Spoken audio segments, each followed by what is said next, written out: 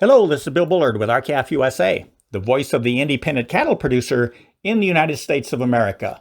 Well, today's cattle market report is bleak. While wholesale beef prices have been hitting new record highs week after week, the prices paid for the cattle that produces that beef remain seriously depressed. A competitive market would not and could not convey a wholesale beef price of over $4 per pound while simultaneously pegging cattle prices at only 95 cents per pound. After all, the only ingredient in beef is cattle.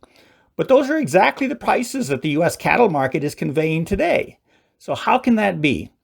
Well, as revealed by the antitrust lawsuit we filed against the Big Four packers a year ago in April, we allege the packers have violated U.S. law by colluding since at least January of 2015 to artificially depress prices paid to cattle producers and to artificially inflate their own profits and margins. So what other factors may be contributing to this historically high spread between wholesale beef prices and live cattle prices? Well, consider for a moment that you're a packer, and a friend calls you and says, "I'll guarantee to deliver 70% of your weekly cattle needs for the next year. And in return, I want you to pay me whatever average price you end up paying in the cash market for the remaining 30% of the cattle needed to fill your plant." So let's say that as a packer, you accept this offer to receive 70% of the cattle you need in return for paying whatever average price you end up paying for the 30% of the cattle sold in the cash market. And now let's say that a COVID-19 pandemic strikes and causes you to slow down your packing company to where you can only run at 70% capacity. This means that you, the packer, already have committed to you all of the cattle your plant can handle. Your plant is only running at 70% capacity and you already have your 70% of cattle committed to you. So you don't need to have to go out into the cash market where the other 30% of the cattle are waiting.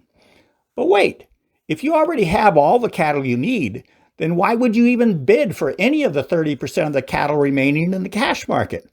Why would you need them at all if COVID-19 reduced your capacity to 70%?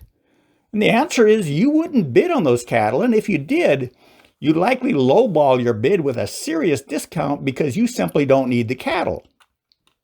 So now let's look at the actual conditions in today's marketplace. Packers are reportedly running at only 60% capacity due to shutdowns and slowdowns. That means if they already have 60% of their cattle needs committed to them, and even if the cash market volume was 40%, they don't need to bid on a single animal.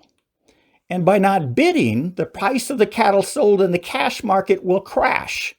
And when the cash market crashes, it lowers the price of the 60% of cattle the packer already has committed to it. In other words, in today's marketplace, the packers would have to need to require more than 40% of their needs in the cash market in order to even entice them to bid aggressively for cattle, which is essential if the market is to convey a competitive price for cattle. But the cash market volume is less than 40%, and the volume of cattle already committed to the packer is equal to, if not greater than, the packer's shackle space that is now limited to 60% of normal capacity.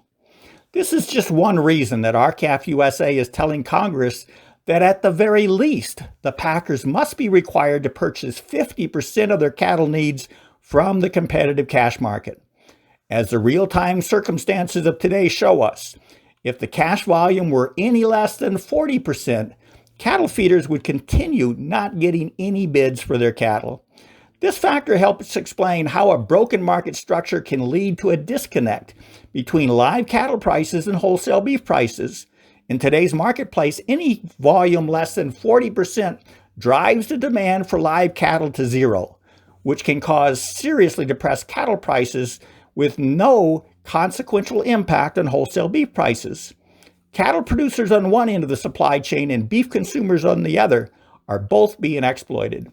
Let's work together to fix this mess. Please go to www.demandUSAbeef.com and sign our petition on mandatory country of origin labeling, and then share it with your friends and family. Then follow the links to our webpage where you can join with us. With that, have a productive week. Thank you and goodbye.